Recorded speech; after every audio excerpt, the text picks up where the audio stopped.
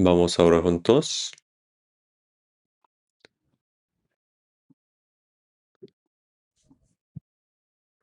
Padre Dios, Santo y misericordioso que nos ama, tuviste compasión de nosotros cuando andábamos lejos de ti en pecado y enviaste a tu Hijo unigénito, Cristo, para salvarnos, y que el Señor Jesús cargó en nuestro lugar la maldición y el juicio que nosotros debíamos recibir. Y gracias por la gran gracia por la cual, mediante su preciosa sangre derramada en su muerte, nuestros pecados han sido perdonados para siempre y ya no recibiremos más juicio ni maldición. Señor, tú nos hiciste comprender esta grande y misericordia maravillosa gracia y nos daste esta la salvación. Ahora anhelamos para poder vivir el resto de nuestras vidas de manera correcta como hijos de Dios, según tu voluntad y para tu gloria. En este tiempo, nosotros que hemos sido redimidos por la sangre del Señor, estamos reunidos en tu presencia para alabar tu gracia y aprender tu palabra. Te damos gracias por habernos hecho parte de esta santa reunión que camina junto con el Señor. Creemos que el Señor está en medio de nosotros también en este momento también. Cuida cada uno de nosotros y sosténnos con tu misericordiosa mano poderosa. Si entre nosotros hay alguien que todavía no ha comprendido el amor de Dios, abre su corazón, haz que comprenda ese grande, maravilloso amor y gracia de Dios, y que reciba la salvación. Guíanos, dirígenos completamente para que podamos vivir el resto de nuestros días conforme a tu voluntad y tu gloria. Que el Señor obre en medio de todas nuestras iglesias, no solamente de este país, sino de todo el mundo y de todos los hermanos, para que incluso en medio de dificultades puedan guardar su fe y predicar el Evangelio. Y que el Señor ayude para que puedan llevar a cabo la gran obra de salvar muchas almas. Señor, este tiempo que tú nos permitiste, enséñanos el camino que debemos andar y que en este momento nos hagas comprender tu palabra y tu voluntad que deseas mostrarnos. Y guárdanos y guíanos para que podamos vivir el resto de nuestros días de manera digna delante de Dios, conforme a tu voluntad y tu gloria. En el nombre de nuestro Señor Jesús. Amén. Vamos a buscar la palabra. San Mateo, capítulo 7. San Mateo, capítulo 7. Versículo 13 a 14.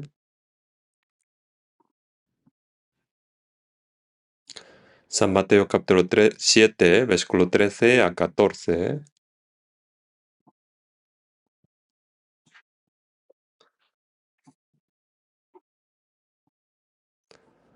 Versículo 13 y 14 vamos a leer juntos. Entrad por la puerta estrecha, porque ancha es la puerta y espacioso el camino que lleva a la perdición, y muchos son los que entran por ella. Porque estrecha es la puerta y angosto el camino que lleva a la vida, y pocos son los que la hallan.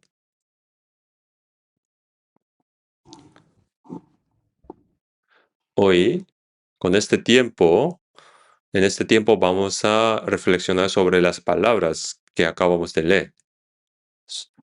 Son las palabras que dijo Jesús y podemos pensar a través de esto cómo debemos actuar. Jesús dijo, entrad por la puerta estrecha y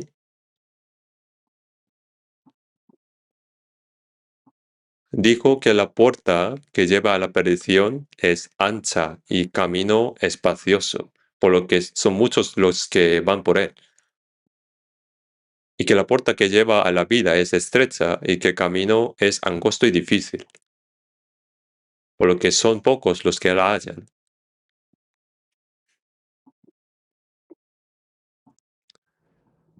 Yo antes, cuando leía este versículo, sí pensaba de esta manera. La puerta estrecha y la puerta ancha indican dos grupos distintos. Entonces los que creen en Jesús iban por la puerta estrecha y los que no creían iban por la ancha. Eh, los que creen son muchos menos que los que no creen, ¿no? Porque tienen que ir a la iglesia domingo, tienen que orar, obedecer a la palabra y vivir conforme a ella. Y hay muchas cosas que deben guardar, lo cual es estrecho y difícil. Mientras que el que vive según su manera no necesita someterse a estas restricciones, ¿no? Y por eso pensaba que es por eso que era el camino ancho y grande. Sin embargo, más adelante, estudiando la Biblia, comprendí que no era ese el significado. Esas dos no distinguen entre creyentes y no creyentes. Los que no creen tienen su destino y ya determinado, ya está determinado.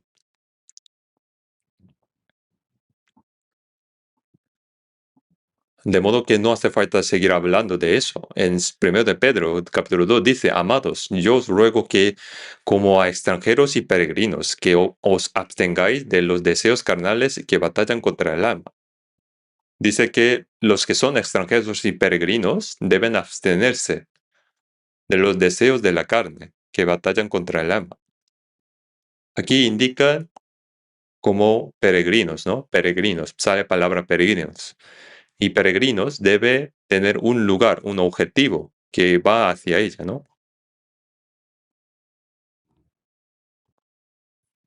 Y en el capítulo Hebreos capítulo 12 dice que aquí no tenemos ciudad permanente, que en este mundo no hay un lugar donde vivir eternamente, sino que buscamos la que ha de venir. La gente piensa que vivimos unas décadas en este mundo y que cuando uno muere, todo termina. Pero no es así, ¿no? El propósito por el que Dios creó al ser humano a su imagen no fue para que viviera unos decenios en esta tierra, ni disfrutara las cosas de las carnes y que termine allí. En Eclesiastes capítulo 3:11 dice que Dios hizo todo hermoso en su tiempo y que en particular ha puesto eternidad en el corazón de ellos. Antes los seres humanos vivían más años, ¿no? Muchos años más. Pero después del diluvio, a causa de los cambios climáticos, la esperanza de vida humana se acortó continuamente y sigue reduciendo, ¿no?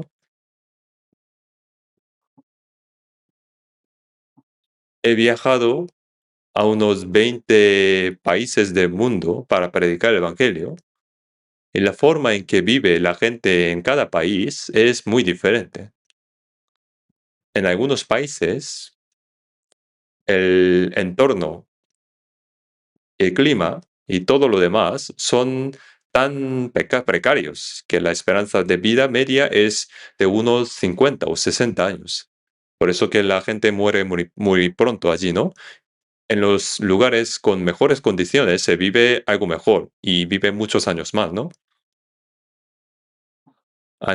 Aunque en el Salmo 90:10 dice que los días de nuestra edad son 70 años y si en los más robustos son 80 años.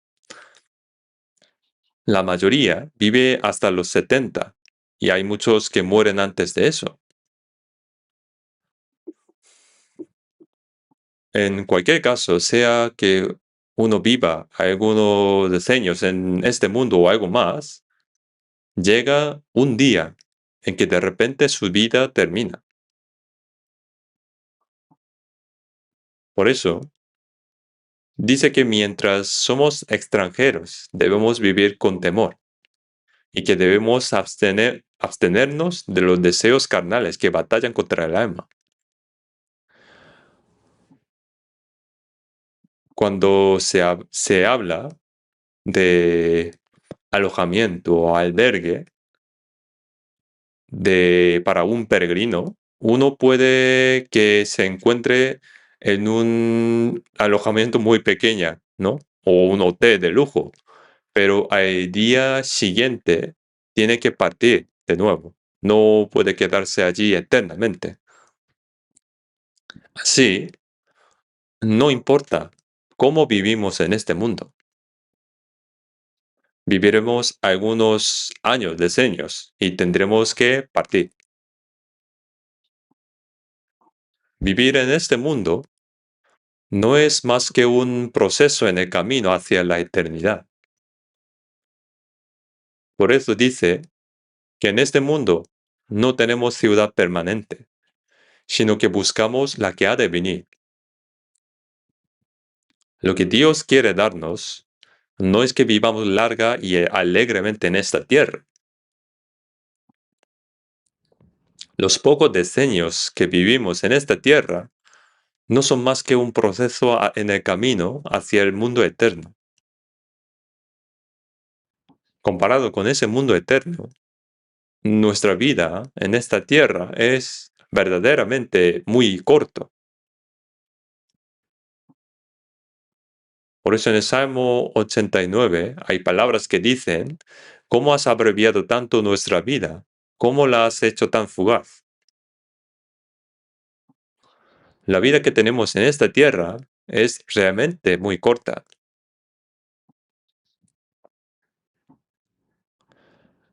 Los jóvenes piensan que su juventud es eterna, ¿no?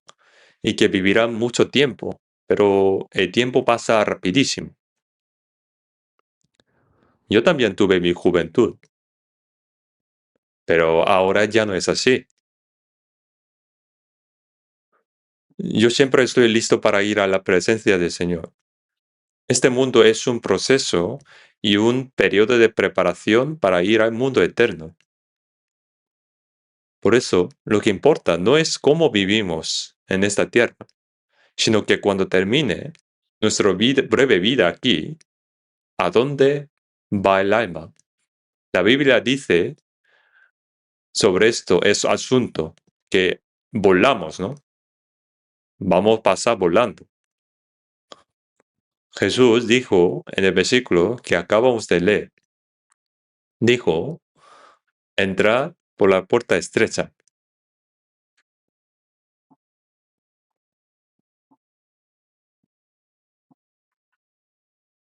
La puerta que lleva a la vida es estrecha y el camino angosto, y pocos son los que la hallan.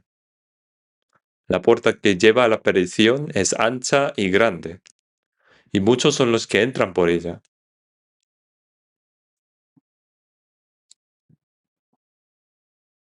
Por eso son los pocos los que hallan. La puerta que lleva a la perdición es grande, y muchos son los que entran por ella.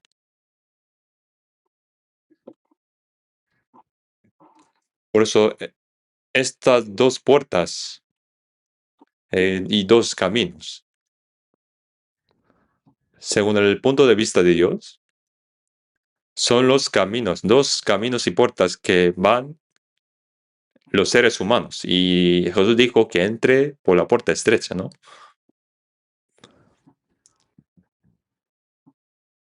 ¿Y qué indica? ¿Qué significa estas dos puertas y caminos? Deuteronomio, vamos a buscar Deuteronomio capítulo 30 y versículo 19. Deuteronomio capítulo 30, versículo 19.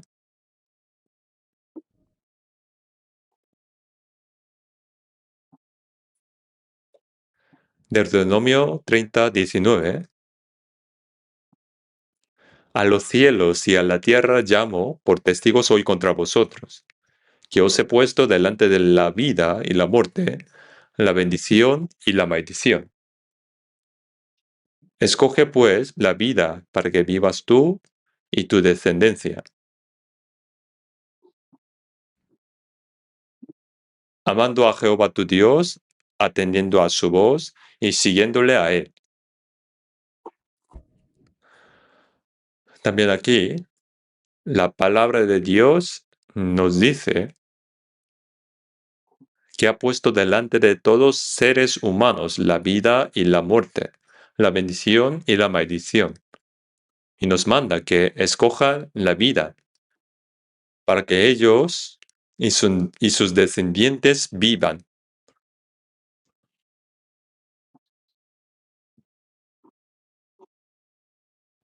Dios ha puesto la vida y la muerte delante de la gente y les ordena que escojan la vida. Dios, entonces, para que ellos vivan, dijo que escoja la vida. Hay muchos versículos como así en la Biblia. También vamos a buscar Jeremías, capítulo 21. Jeremías, capítulo 21, versículo 8.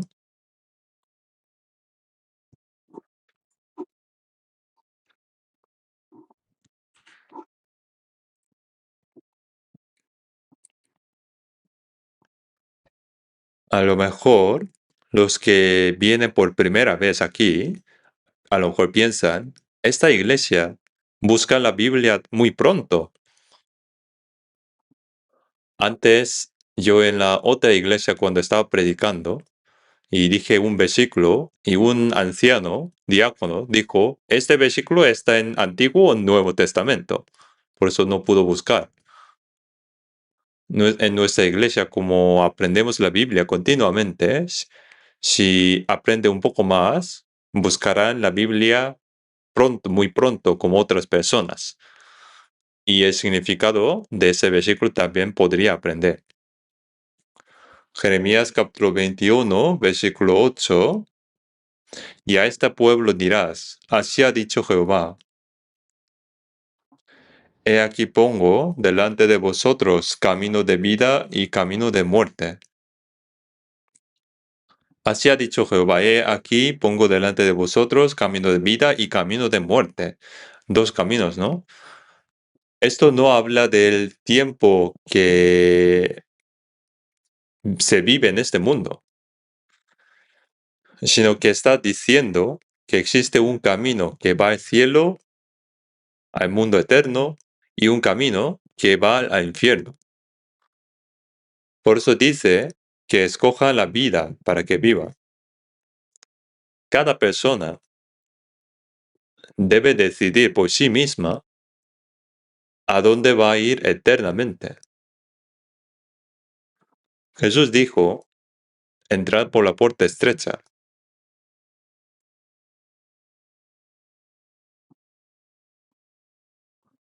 La puerta que lleva a la vida es estrecha, el camino angosto, y pocos son los que la hallan.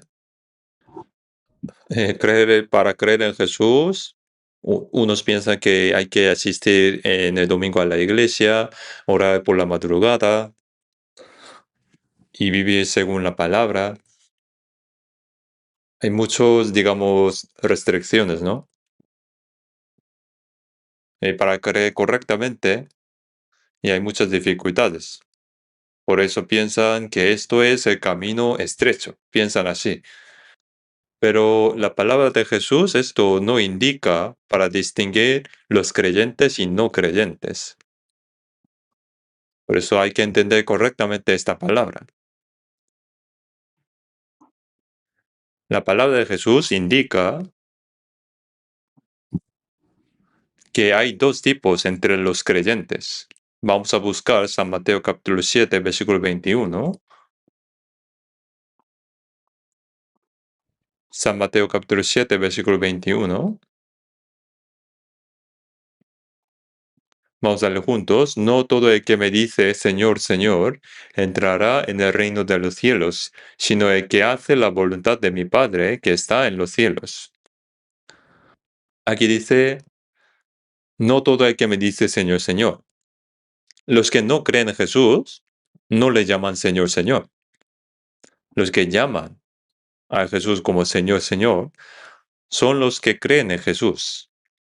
Yo fui antes a un centro de oración y había estudiantes de teología que encendían fuego para calentar la habitación.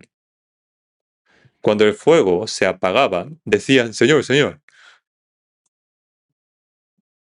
Y cuando se respaldaban, también decían, Señor. Y cuando les daban una manzana, también decía Señor. Utilizan mucho la palabra Señor. Y puede parecer como un señal de una fe grande, sólida, pero no es así. No todo el que me dice Señor, Señor entrará en el reino de los cielos. Sería maravilloso que todos entraran, pero no es así, sino el que hace la voluntad de mi Padre que está en los cielos. Por mucho que diga Señor, Señor, si no hace la voluntad de Dios, no puede entrar. ¿Y cuál es la voluntad de Dios? Los cristianos debemos vivir toda la vida conforme a la voluntad de Dios. En Romanos 12 dice, no os conforméis a este siglo, sino transformaos por medio de la renovación de vuestro entendimiento para que comprobéis cuál sea la buena voluntad de Dios, agradable y perfecta.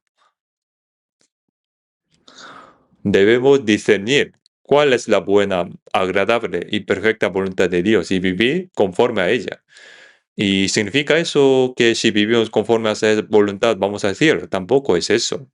Lo que Jesús quiso decir cuando habló de hacer la voluntad de Padre para entrar en el cielo es según lo que dijo en San Juan capítulo 6, versículo 40.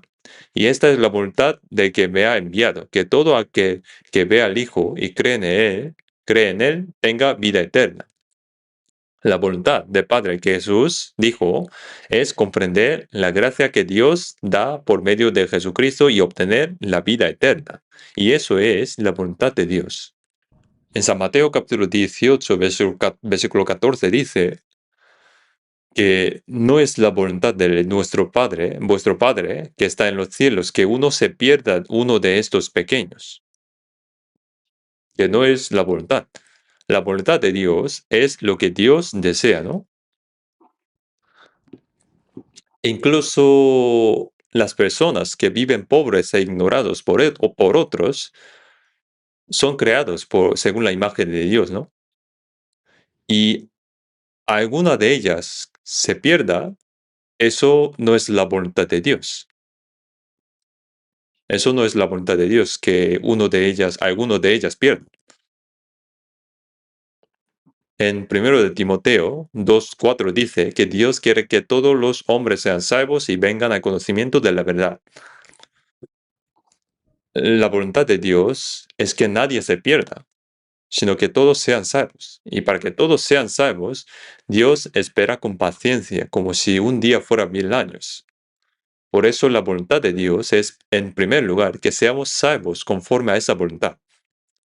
Y esta es la voluntad de que me ha enviado, que todo aquel que vea al Hijo y cree en Él tenga vida eterna. Lo primero es ser salvo. El que es salvo conforme a la voluntad de Dios puede vivir luego conforme a la buena, agradable y perfecta voluntad de Dios. Eso viene después. Si uno es salvo, puede vivir conforme a su palabra. Por eso, los que creen en su nombre pueden tener la vida eterna. Lo primero es tener la vida eterna. No todo el que me dice Señor, Señor entrará en el cielo. Los que van a la iglesia dicen Señor, Señor, ¿no? Y al principio cuando uno va a la iglesia no sabe ni cómo orar, pero como los otros dicen Señor, entonces también digo Señor. Y si otro dice Padre Dios, entonces yo también digo Padre Dios, ¿no? Y va adaptando, ¿no? Y luego va adaptando y hace mejor su oración, ora mejor. Y haciendo de esta manera, continuando de esta manera, piensa que va a tener vida eterna. Pero el Señor dijo que no todo el que me dice Señor, Señor entrará en el cielo. Significa que hay muchos los que no van al cielo, aunque haciendo así, sino el que hace la voluntad del Padre Dios. Y la voluntad del Padre Dios, no hay que complicar esto. En San Juan capítulo 6 dijo, el que cree en el nombre del Padre Dios tendrá vida eterna. La salvación es muy fácil, ¿no? Es creer lo que ya ha cumplido completamente y es una vez en su vida. Y los salvos que han recibido salvación según su palabra pueden vivir conforme a la buena, agradable y perfecta voluntad de Dios. Y eso viene después de la salvación. Así que entre los creyentes hay dos tipos, los que creen y van al cielo y los que creen pero van al infierno. Cuando decimos que alguien cree y va al infierno, suena algo raro, ¿no? Contradictorio. Eso habla de una fe equivocada. En la Biblia hay fe muerta, fe arruinada, fe débil, fe vana. Hay muchas clases de fe equivocada. Y esa no es la verdadera fe. No es la verdadera fe.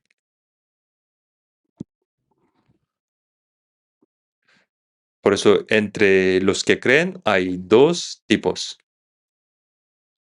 Los que creen van al cielo y los que creen pero van al infierno.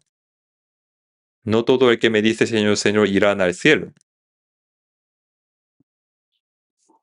Y en San Mateo capítulo 7, versículo 22, 23 dijo, muchos me dirán en aquel día, Señor, Señor, no profetizamos en tu nombre y en tu nombre echamos fuera demonios y en tu nombre hicimos muchos milagros. Y entonces les declararé, nunca os conocí, apartaos de mí, hacedores de maldad. Aquí dice, muchos dicen en aquel día, Señor, nosotros profetizamos en tu nombre. Realmente hicieron así. En actualidad indica que enseñaron mucho la Biblia, se hicieron pastores, evangelistas, misioneros. Y no solo eso, sino que en el nombre del Señor echaron fuera demonios. Algo verdaderamente impresionante, ¿no? Al decir sal en el nombre de Jesús, los demonios salían. Y también hicieron muchos milagros en el nombre del Señor y sanaron enfermos. Y realizaron muchas obras poderosas, ¿no? Entonces creían que el Señor les conocería, ¿no? Pero Jesús les dijo, nunca os conocí, apartaos de mí, hacedores de maldad. Dijo, hacedores de maldad. Profetizaron en el nombre del Señor. Echaron fuera demonios. Hicieron muchas obras poderosas. Y aún así el Señor dijo, nunca os conocí, apartaos de mí, hacedores de maldad. La maldad aquí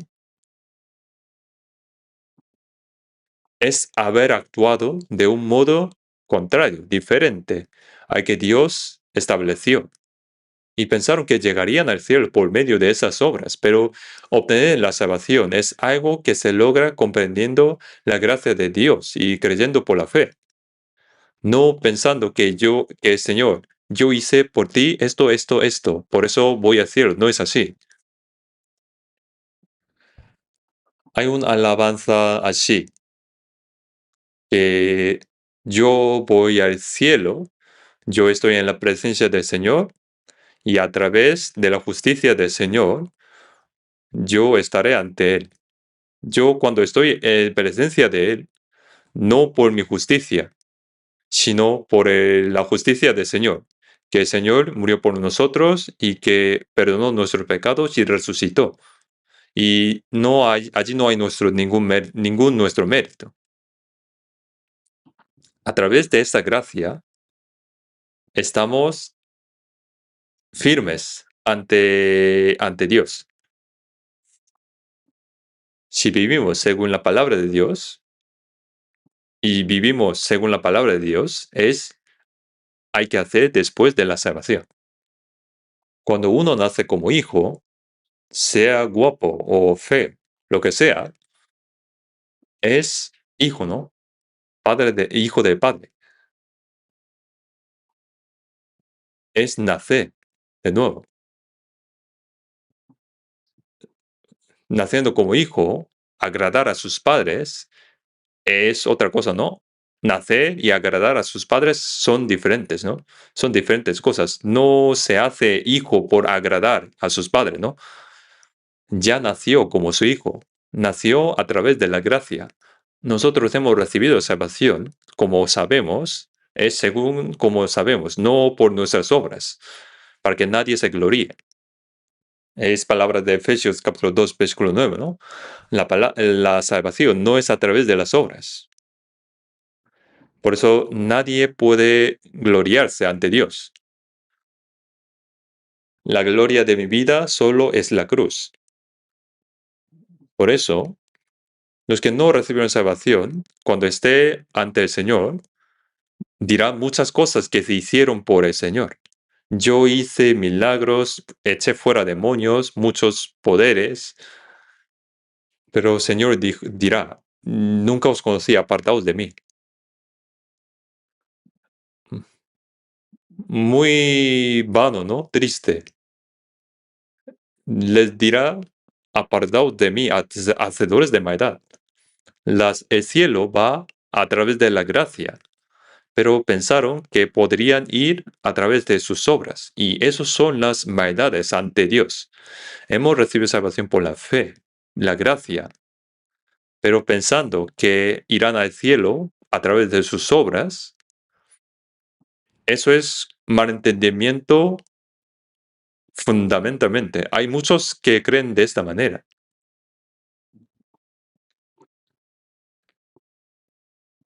Por eso, la puerta ancha y angosta, estrecha, indica que hay dos diferentes tipos entre los creyentes. ¿Por qué dijo la puerta estrecha? Porque no puede, porque es tan estrecha, por eso no puede entrar ni con sus pecados ni con sus obras. Solamente puede entrar por la gracia de Dios. La cruz es el poder de Dios para los que somos salvos y para los que se pierden es locura, ¿no? En 1 Corintios, ¿no? La palabra de la cruz es locura a los que se pierden, pero a los que salvan, esto es, a nosotros es poder de Dios. La cruz es locura para los que se pierden. Cuando decimos que hemos sido salvos gratuitamente por la gracia de Dios, los que pertenecen a la ley y no han sido salvos se orgullecen y dicen, ¿cómo podéis decir que sois salvos? ¿Cómo habéis sido salvos de esa manera? Es mentira. Cuando yo fui salvo, hace ya unos 60 años, cuando decía que yo era salvo, la gente se sorprendía. ¿Cómo puedes decir tan arrogantemente que tú eres salvo? Y si decimos que hemos nacido de nuevo, se asombran más todavía, aunque son las mismas cosas. Pero piensan que es algo realmente difícil.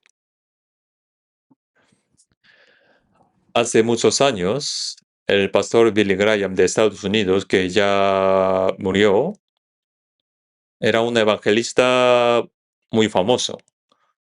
Vino a la plaza de Yeouido de Corea y había una gran multitud reunida. Y él dijo, el mensaje era, debéis nacer de nuevo. Sea diáconos, ancianos, hay que nacer de nuevo. Sin nacer de nuevo no podéis ver el reino de los cielos. Entonces la gente pensó, bueno, creo que hay que ser salvo y hay que nacer de nuevo. Y a partir de entonces, cuando alguien preguntaba, todos decían que eran salvos, que van a iglesia, que todos los salvos. Y cuando preguntan cuándo fuiste salvo, entonces dicen que en el día de creyeron, cuando asistieron a la iglesia.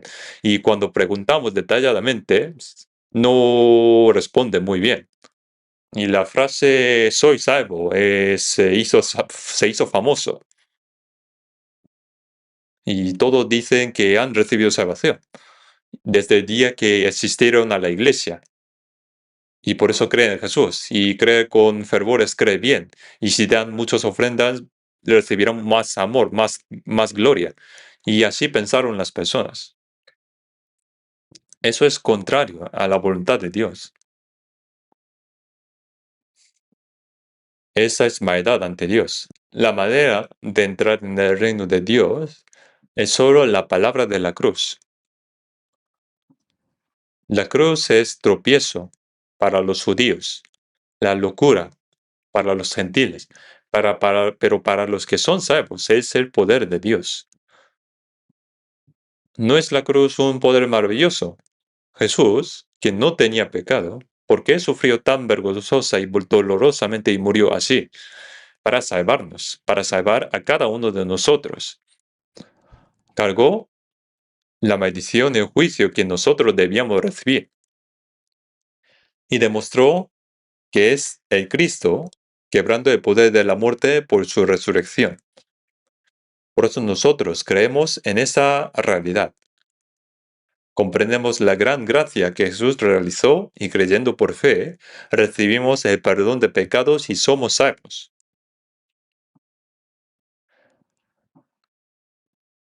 Pero, sin haber recibido salvación,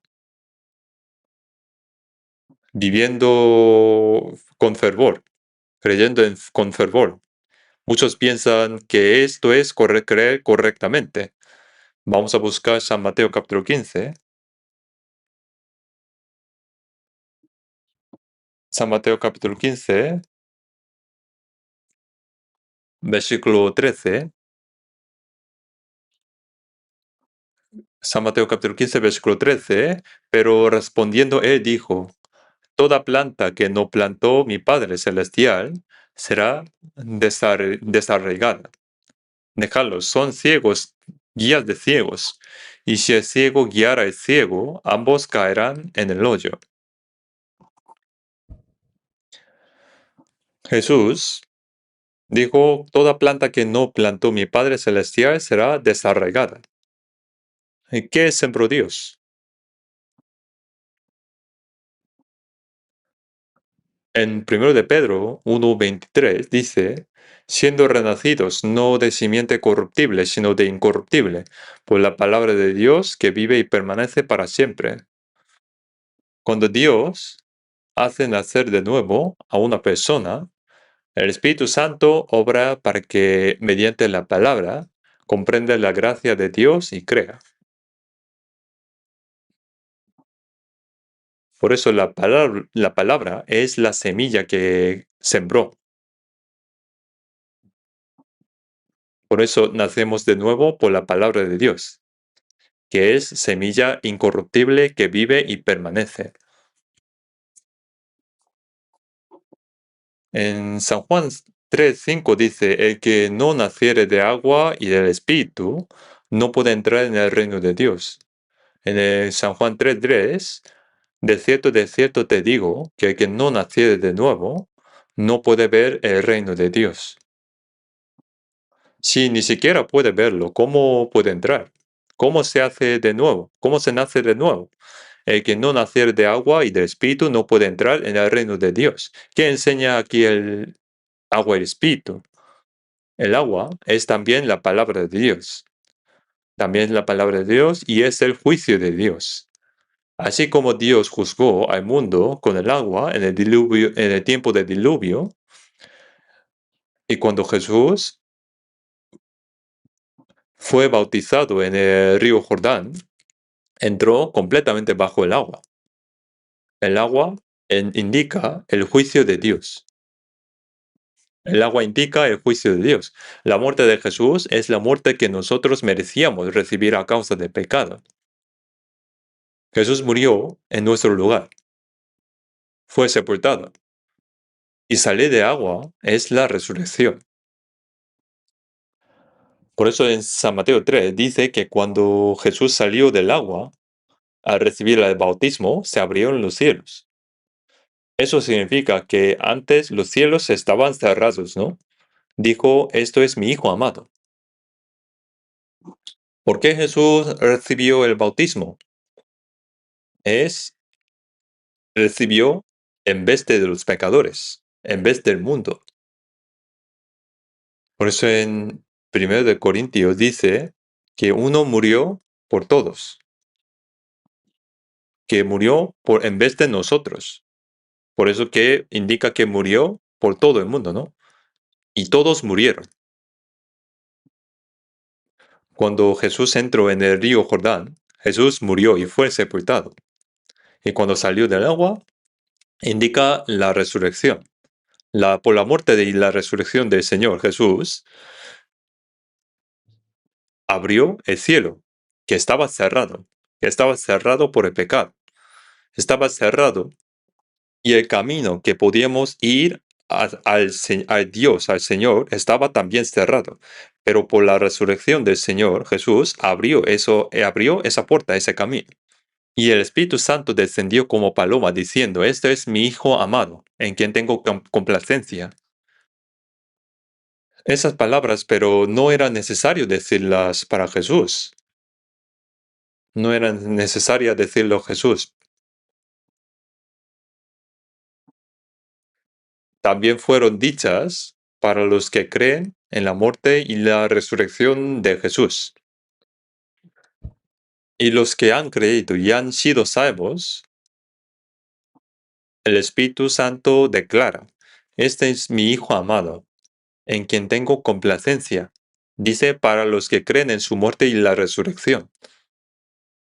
Jesús ya era el Hijo amado de Dios, en quien tiene complacencia. Esas palabras no fueron dichas solamente para Jesús, sino también para los que creen en Él, nosotros. Por eso, creyendo en la muerte y la resurrección, la gracia de Dios, creyendo en esto, como dice en 1 de Pedro 1:3, bendito es Dios y Padre de nuestro Señor Jesucristo, que según su grande misericordia nos hizo renacer para una esperanza viva por la resurrección de Jesucristo de los muertos. El agua representa la muerte de Jesús. Mediante la muerte de Jesús, el juicio que yo debía recibir ante Dios se ha terminado. Y por la resurrección de Jesús, al quebrar el poder de la muerte, nos dio la nueva vida, la expiación y la nueva vida. Cuando uno recibe salvación, se recibe ambos. Algunos piensan que el agua es el bautismo, y que cuando están siendo bautizados en el agua y de repente siente algo caliente, calor por todo el cuerpo, piensa que eso es recibir espíritu. Algunos también piensan que cuando ora hay llorar y derramar lágrimas y tienen alguna experiencia extraña, piensan que eso es el espíritu. Y tampoco es así. El agua y el espíritu son la muerte y la resurrección de Jesús, la expiación y la nueva vida. Se realizan simultáneamente. Así somos salvos. Eso es el método de Dios para salvarnos. Pero toda planta que no plantó el Padre Celestial será desarraigada. Esta palabra, lo que no se ha producido conforme al método establecido por Dios mediante la muerte y la resurrección de Jesús, mediante la expiación y la nueva vida, sino que se ha hecho de manera artificial. Y hacer el bautismo a alguien que no ha nacido de nuevo es mentira. El bautismo no es el medio de la salvación. Es el que recibe un salvo, o el bautismo recibe un salvo con confesión de fe ante Dios y ante los hombres que ha sido salvo. Nuestro centro de retiro hay piscina para bautismo, ¿no? Y hemos sacado agua desde 300 metros bajo tierra. Y con ese agua hacemos bautismo. Y se recibe un salvo el bautismo. Y si recibe un no salvo, alguien dijo, es como un pecado seco se convierte en pecado mojado. Entonces va a volver a secarse, ¿no? Por eso no se convierte en salvo recibiendo bautismo, sino un salvo recibe bautismo para confesar su fe ante Dios, ante los hombres, que he muerto y he sido sepultado con el Señor y ahora he nacido con nueva vida con el Señor. Y el resto de mi vida voy a vivir por la voluntad y la gloria de Dios. Esto es la confesión de fe. Y eso es lo que recibe un salvo. El que no ha sido salvo puede recibir el bautismo, puede hacerse pastor, anciano o diácono, o puede hacer muchas cosas, pero todo es artificial. no es verdadero. Está equivocado. Una persona que no ha nacido de nuevo puede trabajar con fervor por su religión a través de la educación religiosa.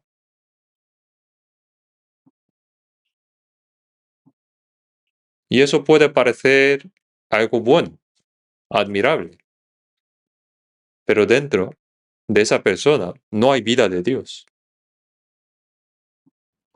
Usted conoce flores, ¿no? Artificiales. Aquí hay flores, ¿no? Ustedes no van a distinguir muy bien, porque yo tampoco. Aquí hay flores naturales y artificiales. Los diáconos que hicieron esto me dijo que no diga eso, pero sería mejor que todo fuera natural, pero están mezclados, porque flores naturales son caros, ¿no? Por eso parecen que están mezclados. No diferencio muy bien si son naturales o artificiales, porque están muy bien hechas. Y de asimismo, los flores artificiales parecen naturales y no se puede diferenciar muy bien. Y encima, si añaden olores de flores, entonces no podrían diferenciar, pero no tiene vida. Asimismo, los que no han nacido de nuevo, sino que han sido moldeados artificialmente, pueden llegar a ser pastores, misioneros. Yo fui varias veces a Moscú, Rusia, para evangelizar. Allí me reuní con misioneros coreanos. Y lamentablemente, entre los misioneros que conocí, no había ni un salvo.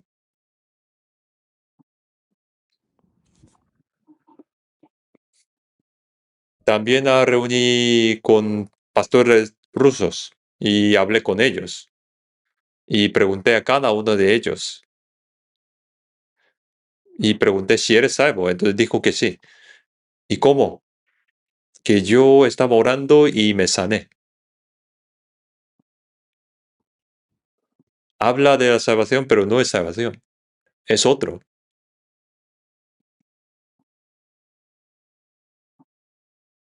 Ahora no sé dónde están ellos, pero piensan ellos que es la salvación. Decidir creer en Jesús, sanar a través de la oración. Los misioneros coreanos que conocí también allí, tampoco no habían salvos.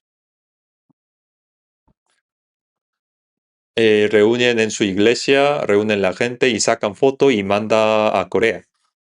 Y ellos piensan que ese misionero ha evangelizado muchas personas. En países pobres, yo estoy predicando de esta manera. Entonces les mandará dinero para misiones, ¿no? Pensando que está predicando el evangelio duramente. Pero no era así. Un pastor no renacido, ¿cómo puede evangelizar y predicar el evangelio? Yo estaba muy decepcionado. También fui a Israel y fue igual. Entre los pastores, encontrar a alguien verdaderamente nacido de nuevo es difícil. Si digo esto, alguien puede pensarse así, de esta manera. Bueno, entonces, ¿tú eres verdadero o qué?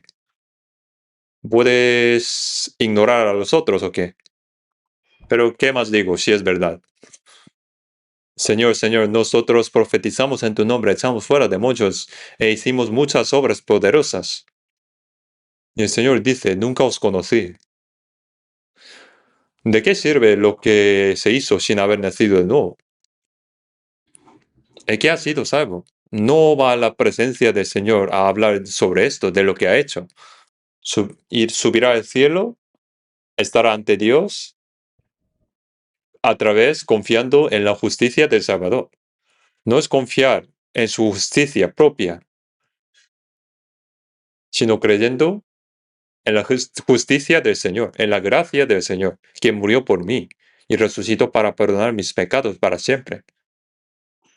Parecen bonitos los flores, pero artificiales no tienen vida. Es igual que hacer un cristiano a través de educación religiosa, moldeando.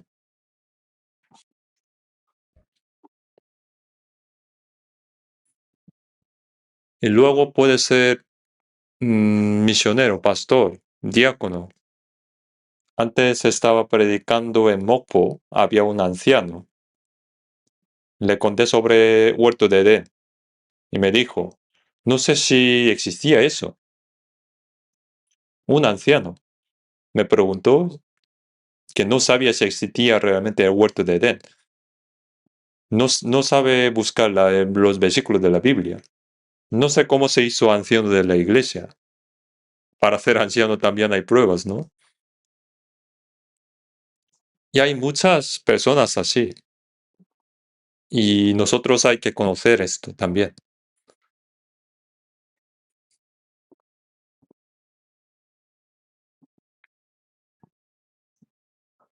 El verdadero y falso. Un falso que parece verdadero. Vamos a buscar 1 Corintios.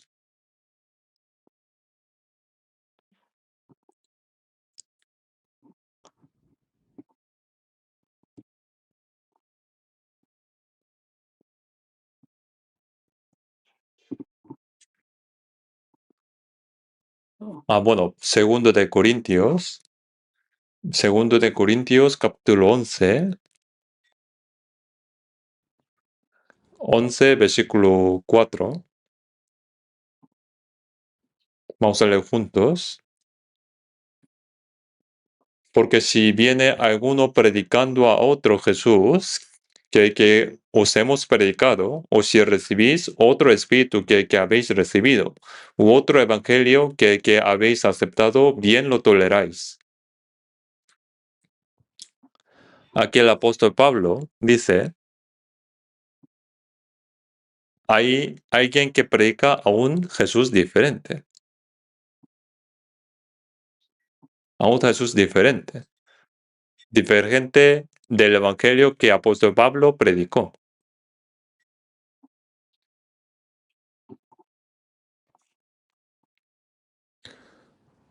Y un espíritu diferente, un evangelio diferente que habéis recibido. ¿Y qué es un espíritu diferente? Es un espíritu, pero no es Espíritu Santo, sino de espíritu de demonio. Y hace que recibáis un evangelio diferente. Pero cuando llega alguien como ellos, lo toleráis fácilmente. Un Jesús diferente, un espíritu, un evangelio diferente. Diferentes, y aquí indica falso, ¿no? Hoy en día hacen productos falsos muy fácilmente, ¿no? Hay reloj falso, bolso falso, y parecen verdaderos, ¿no?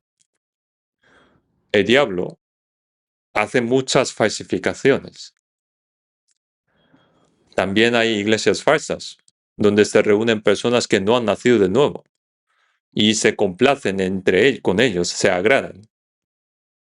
También hay pastores falsos, diáconos falsos, un evangelio al que le falta lo más importante.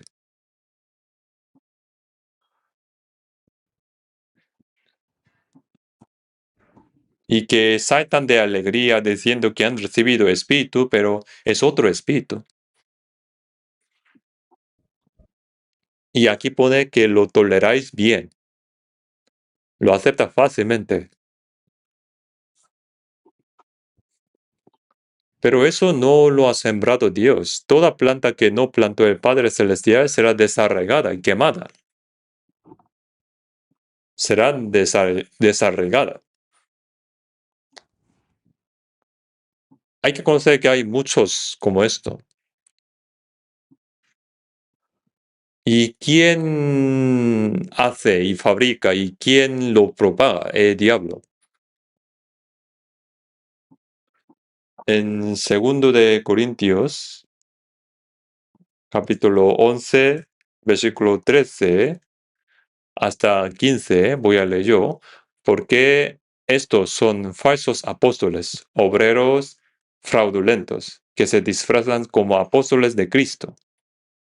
Y no es maravilla, porque el mismo Satanás se disfraza como ángel de luz. Así que no es extraño si también sus ministros se disfrazan como ministros de justicia, cuyo fin será conforme a sus obras. Los que predican a otro Jesús, otro espíritu, otro evangelio son, por supuesto, obras del diablo. El diablo fabrica muchas falsificaciones. Hoy en día hay personas que compran sabiendo que es falso. Pero si una persona compra un producto falso pensando que es verdadero, una mujer recibió un bolso de lujo, de marca, pero a ir a París y acudir a la tienda de la marca para reparar su bolso, el dependiente le dijo que esto es falso. Como lo hacen tan bien, parece verdadero. Esto es lo que hace el diablo, fabricar falsificaciones. Incluso en tiempo de apóstol Pablo había muchas y ahora hay muchísimas más, ¿no? Si hay uno verdadero, las falsificaciones son centenares, ¿no? Por eso la gente piensa que lo falso es verdadero, porque hay tantos falsos. Por eso el mismo Satanás se disfraza como ángel de luz. ¿Qué era antes el diablo? ¿Qué era antes? En Isaías 14:12 dice, ¿cómo caíste del cielo, lucero, hijo de la mañana? Entre los ángeles hay muchos ángeles, ¿no? En el libro de Daniel y en Apocalipsis, el número de ángeles es de millares y miles de miles. Son innumerables. Entre ellos hay tres, digamos, arcángeles, ¿no? Gabriel, Miguel y Lucifer, Lucero. Gabriel aparece cuando se trae buenas noticias y Miguel aparece para la guerra. En Daniel capítulo 12:1 dice que Miguel, el gran príncipe que está de parte de los hijos de tu pueblo, se levantará. Cuando Israel peca, Dios les da castigo. A causa de rechazar a Cristo, fueron expulsados y dispersados por todo el mundo durante 2000 años. Y un pueblo desaparecido declaró su independencia el 14 de mayo de 1948. No hay nada igual en la historia del mundo.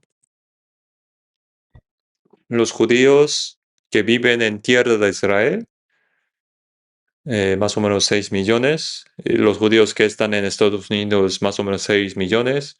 Y el que está en el resto del mundo son 6 millones más o menos. Y juntando 18 millones, ¿no? En la actualidad, los judíos que viven en tierra de Israel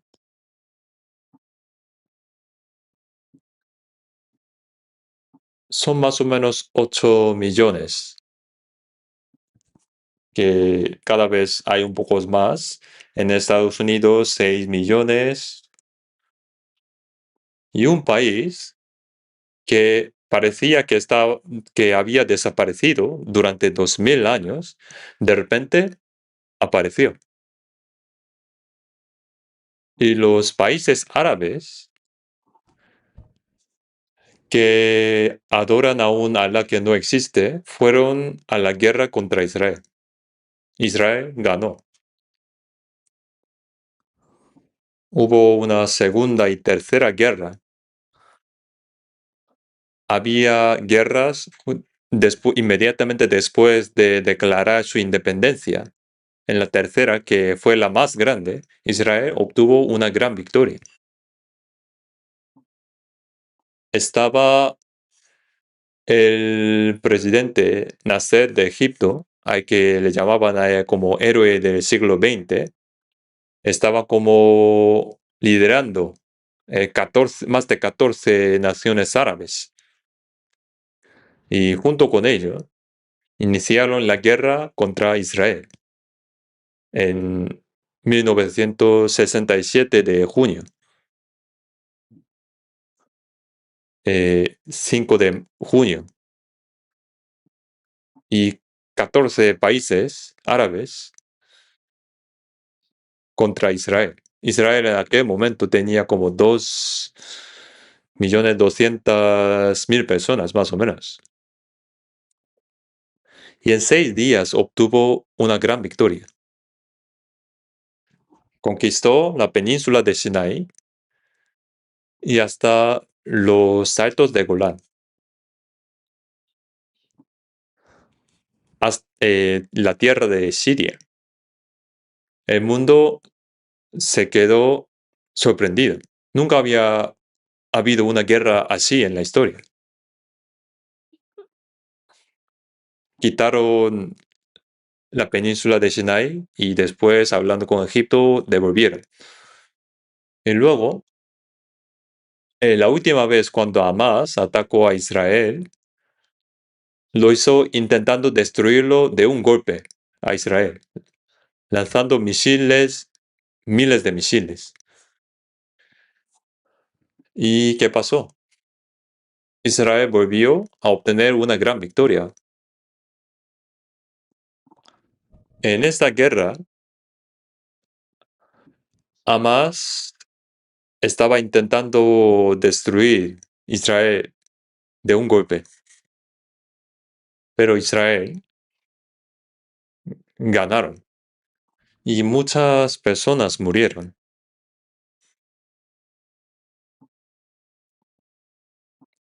Israel fue destruido por sus pecados,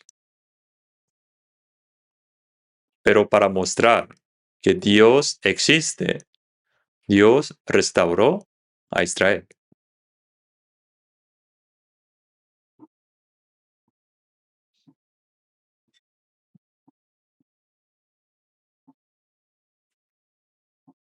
Los judíos ahora, hoy en día, no hay muchos que crean en Jesús.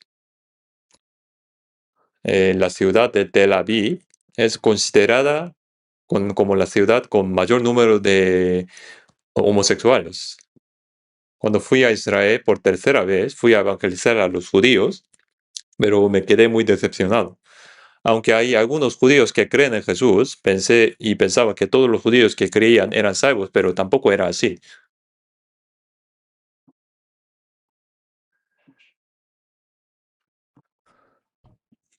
Hoy en día también los países árabes están intentando destruir Israel porque para los países árabes Israel es un dolor de cabeza. Por eso siempre intentan destruirlo.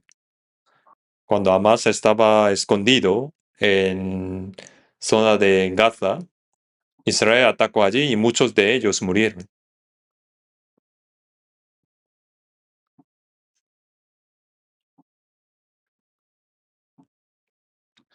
Ahora Dios está detrás de Israel por su nombre, Dios. Como dice en Ezequiel 36, Dios restaura al pueblo de Israel, no por causa de Israel, sino por causa del nombre de Dios que fue profanado, por causa de Israel.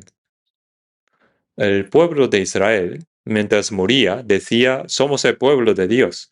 Y los otros respondían, bonito pueblo de Dios, ¿dónde está vuestro Dios? El nombre de Dios fue deshonrado a causa del pueblo de Israel. Por eso Dios restauró al pueblo de Israel para demostrar que Dios no está muerto.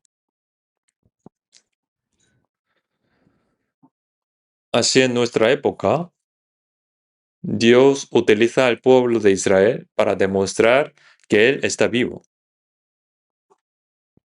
Entre los judíos, creo que no hay muchos salvos. Yo fui a predicar el evangelio allí y entre los que creen en Jesús había también muchos falsos.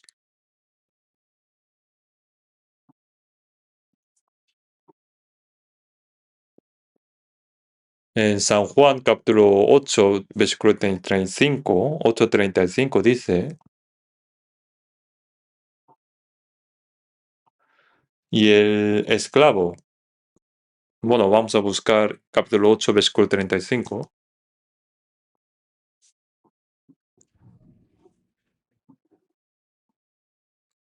San Juan capítulo 8, 35. Vamos a leer juntos.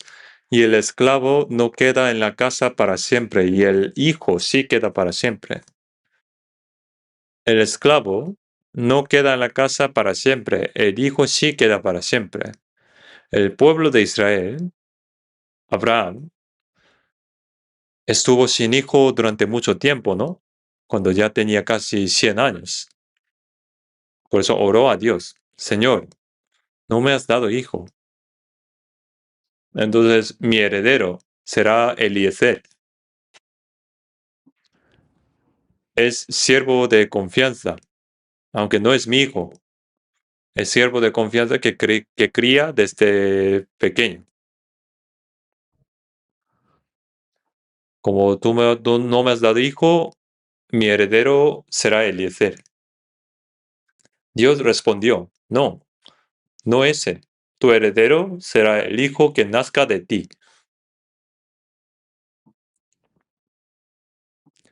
Así Abraham, a los 100 años, tuvo Isaac.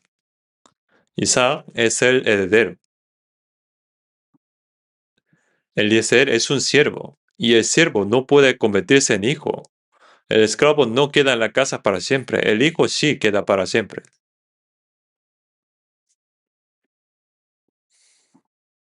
El que no ha sido salvo, por muy bueno, admirable, sea de manera artificial, no puede ir al cielo. Debe nacer de nuevo conforme a la palabra de Dios. El esclavo no queda en la casa para siempre, el hijo sí queda para siempre.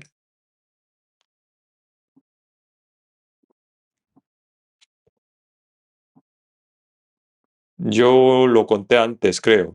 Un rey de un país, un rey, quiso dar un gran premio a los niños honestos y rectos de su reino.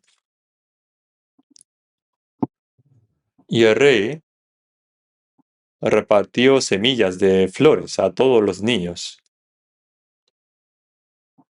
diciéndoles que las cultivaran bien hasta una fecha.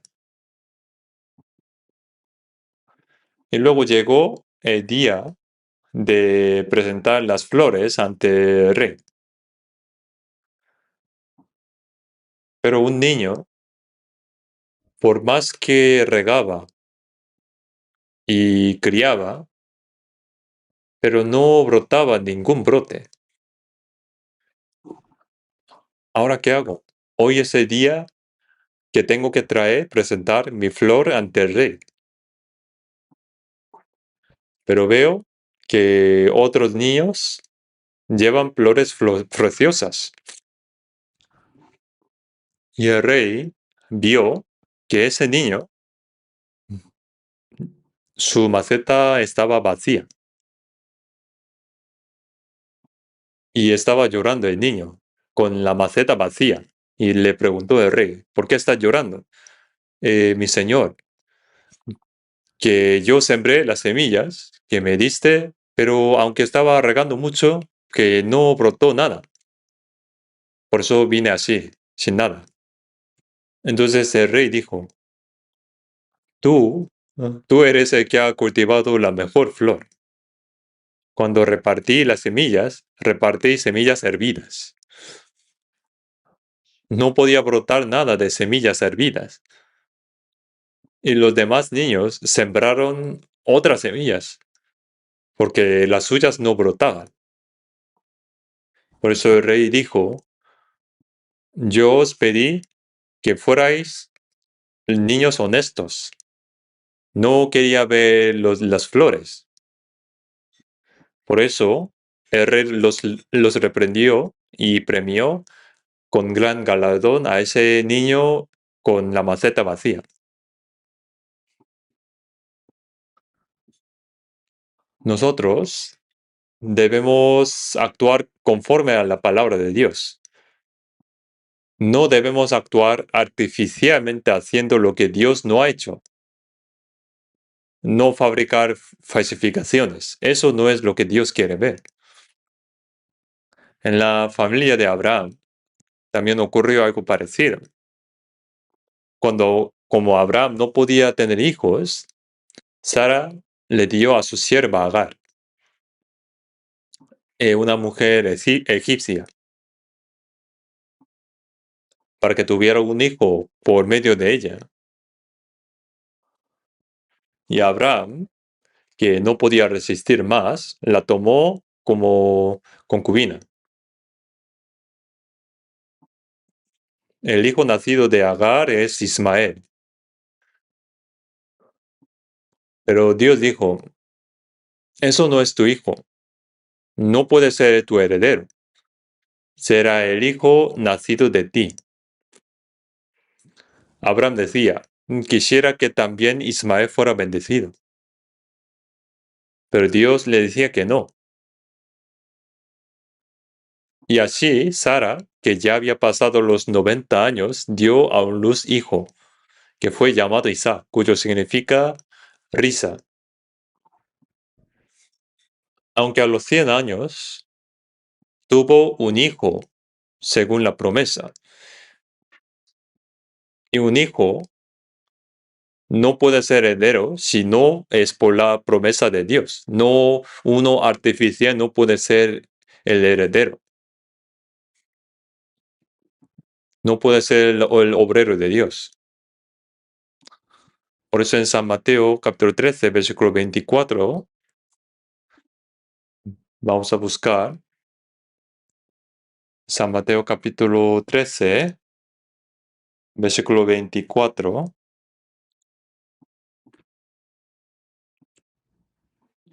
San Mateo capítulo 13, versículo 24, les refirió otra parábola diciendo, el reino de los cielos es semejante a un hombre que sembró buena semilla en su campo.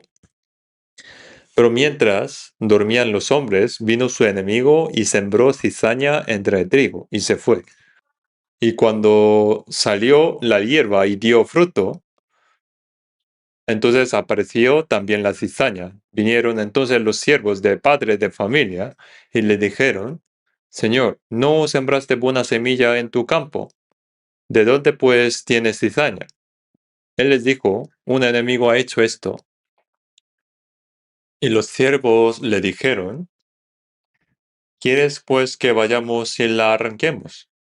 Él les dijo, no, no sea que al arrancar la cizaña, arranquéis también con ella el trigo.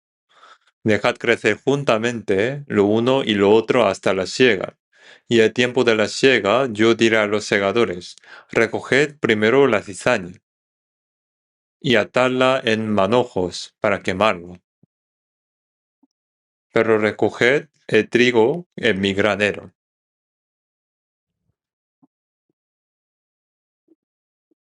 Aquí se sembró buena semilla, pero el enemigo sembró cizaña encima. Dijo que lo hizo un enemigo. El trigo es la persona renacida por la obra del Espíritu Santo conforme a la palabra. La cizaña es lo que el enemigo, el diablo, sembró en secreto para obstaculizar la obra de Dios.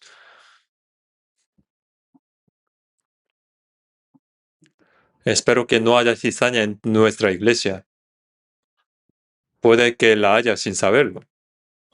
Hay que vivir según la palabra, por la gracia de Dios conforme a la palabra, pero sin esa experiencia de haber recibido salvación, no se puede presentar uno a sí mismo como creyente. Entonces los siervos preguntaron, ¿quieres que vayamos a arrancar la cizaña? Y el Señor respondió, no, no sea que al arrancar la cizaña arranquéis también con ella el trigo. Dejad crecer lo uno y lo otro hasta la siega. Cuando llega la siega, mandaré a los segadores que arranquen primero la cizaña y la aten en manojos para quemarla, y que recojan el trigo en mi granero. El granero es el granero de Dios.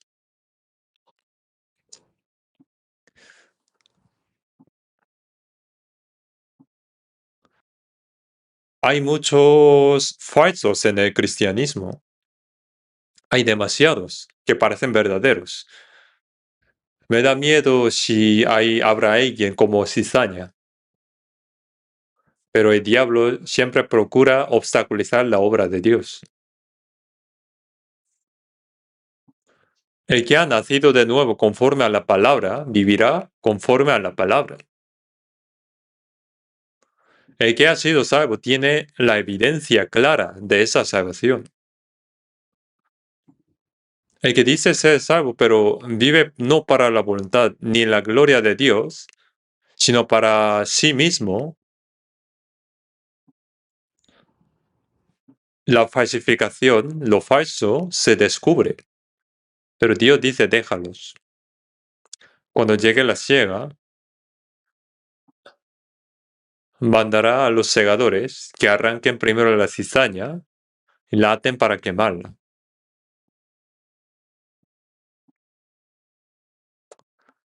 En otoño, el trigo y la cizaña se distinguen de inmediato. El trigo inclina la cabeza, ¿no? ¿Y la cizaña qué? Yo antes en mi casa tenía un loro. ¿Y qué le gusta a ese loro? Le gusta algo parecido a la cizaña. Lo comía muy bien. Bueno, el trigo inclina la cabeza, pero la cizaña se levanta, es orgullosa, se distingue inmediatamente, ¿no? Entre la cizaña y el trigo. La cizaña será arrancada, atada y arrojada al fuego. Gálatas, capítulo 1, vamos a buscar Gálatas, capítulo 1.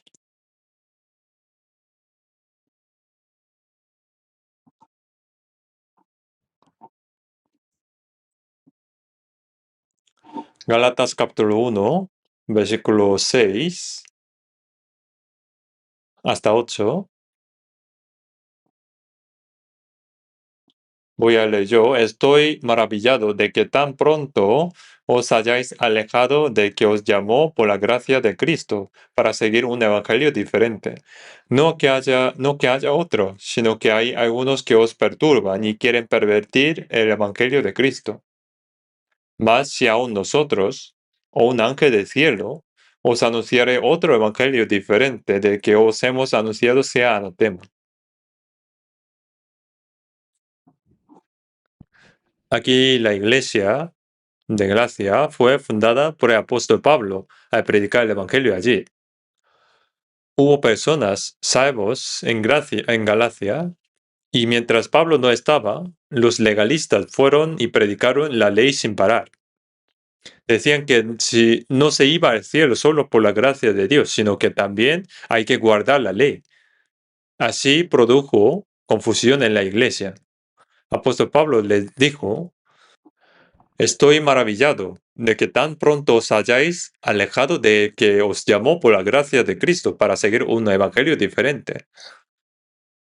Las personas que dicen que son salvos estaban aceptando otro evangelio.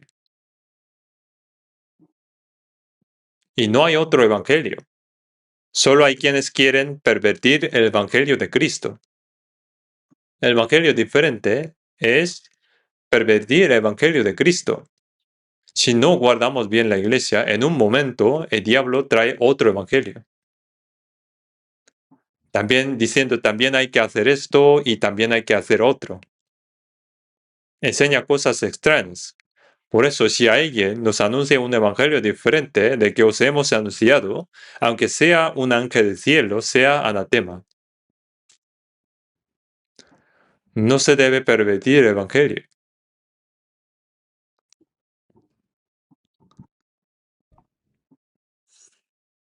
Este evangelio no hay que pervertir, no hay que cambiarlo.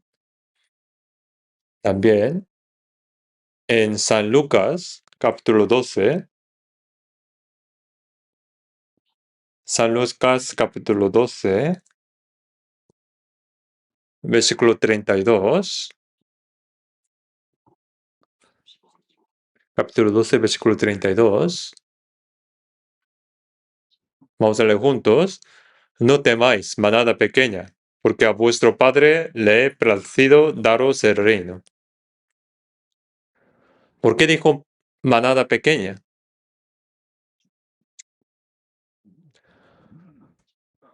¿Por qué dijo no temáis, manada pequeña? Los que han sido salvos son pocos.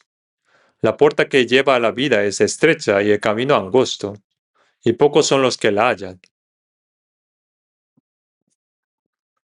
Son pocos.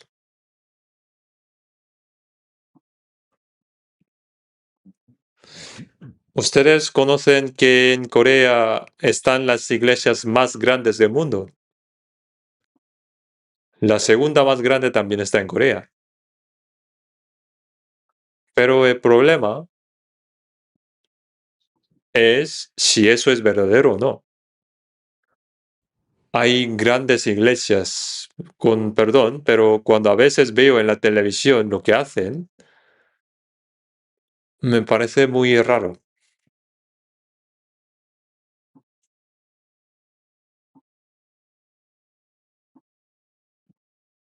Lo más importante no lo predican y dicen otro. Y piensan que están haciendo con mucho esfuerzo y piensan que eso es creer bien. Reúnen muchas personas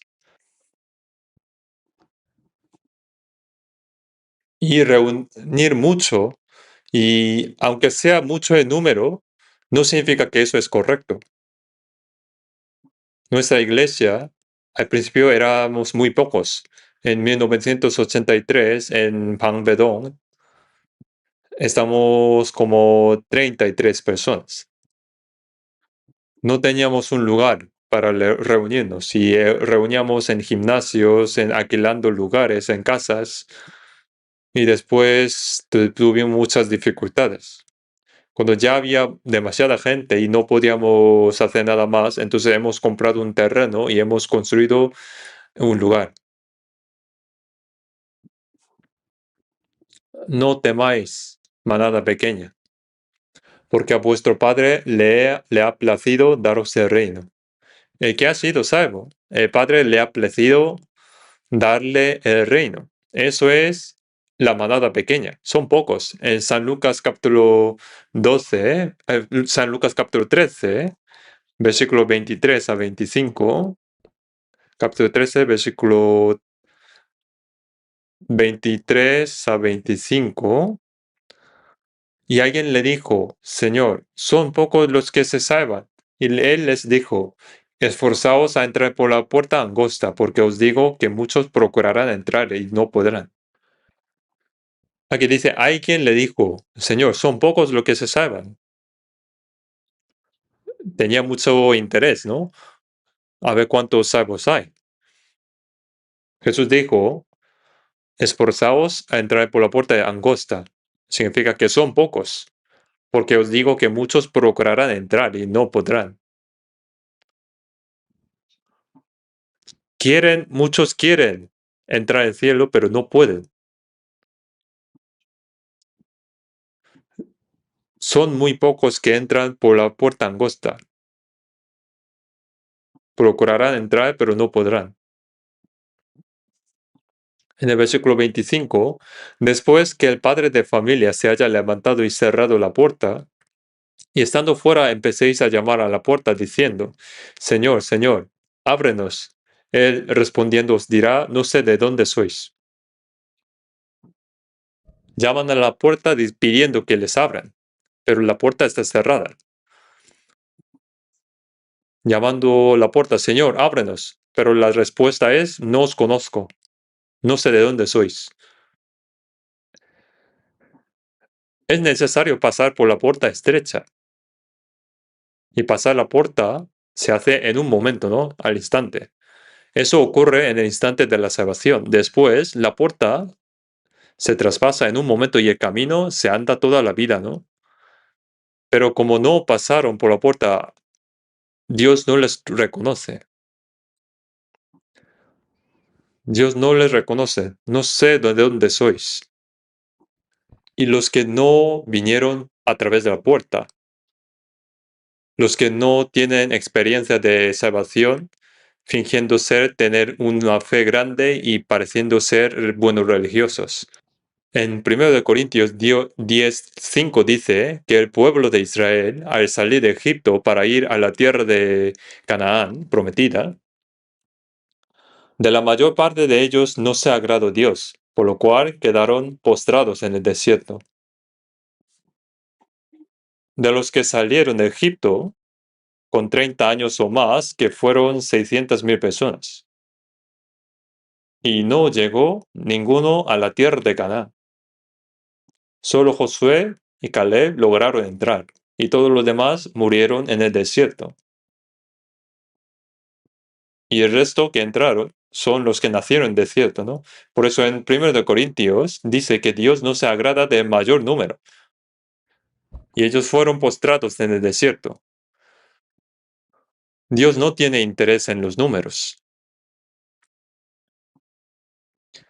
En Proverbios 14:12 dice, hay camino que al hombre le parece esté derecho, pero su fin es camino de muerte. Lo que a uno le parece recto, correcto, pero al final resulta que es el camino hacia el infierno. Hay muchas palabras así en la Biblia. Lo que parece recto a los ojos del hombre, pero al fin es el camino de la muerte. Vamos a buscar Daniel capítulo 12.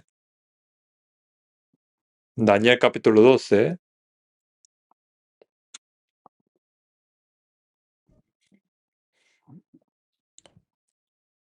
Daniel capítulo 12, versículos 2 y 3. Vamos a leer juntos. Y muchos de los que duermen en el polvo de la tierra serán despertados, unos para vida eterna y otros para vergüenza y confusión perpetua. Los entendidos resplandecerán como el resplandor del firmamento, y los que enseñan la justicia a la multitud como estrellas a la puerta a la perpetua eternidad. Los que duermen en el polvo de la tierra son mulos muertos, los que están en la tumba. Dormir significa la muerte. Muchos de los que duermen serán despertados, unos para vida eterna. Los que han sido salvos, cuando mueren, el alma estará en el paraíso y el cuerpo a la tumba. Cuando el Señor venga, resucita también el cuerpo. El que ha sido salvo, resucita también en el cuerpo con un cuerpo que ya no muere, un cuerpo glorioso, y entra en aquel reino. Se transforma el cuerpo glorioso. Pone y otros para vergüenza y confusión perpetua.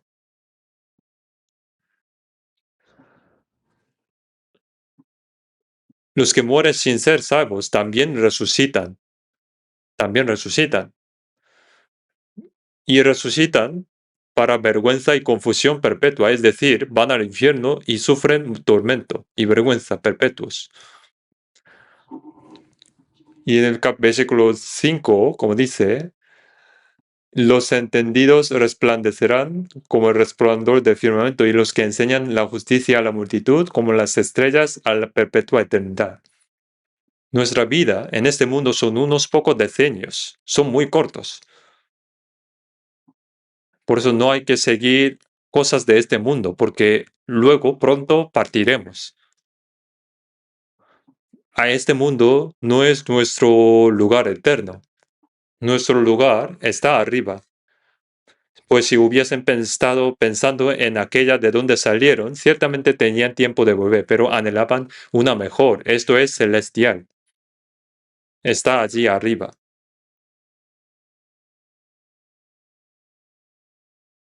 Así los muertos también serán resucitados todos, unos para vida eterna y otros para vergüenza y confusión perpetua. El problema es eso, después de la muerte, ¿a dónde va? Los pocos tiempos en este mundo no son más que un periodo de preparación para a dónde va el alma al cruzar la muerte. Y pensar que este mundo es todo y buscar solo cómo ganar bien y cómo vivir bien. Eso no es lo que Dios quiere darnos. Los pocos tiempos en este mundo no son más que una breve etapa de preparación para el reino eterno de Dios. Y cuando vivimos y muramos, nuestra alma estará a la presencia del Señor y el cuerpo también resucitará y entrará en la gloria de Dios. Nosotros viviendo en este mundo, hay que conocer lo que debemos hacer, según lo que dice Proverbios capítulo 24. Libera a los que son llevados a la muerte, salva a los que están en peligro de muerte. Es decir, salvad a los que van al infierno, ¿no? Aunque tú digas, no lo sabía, pero el que pesa los corazones, ¿acaso no lo entenderá? Hay muchas personas a nuestro alrededor que si mueren hoy mismo irían al infierno. Esas personas no saben a dónde irán al cruzar la muerte. No lo saben.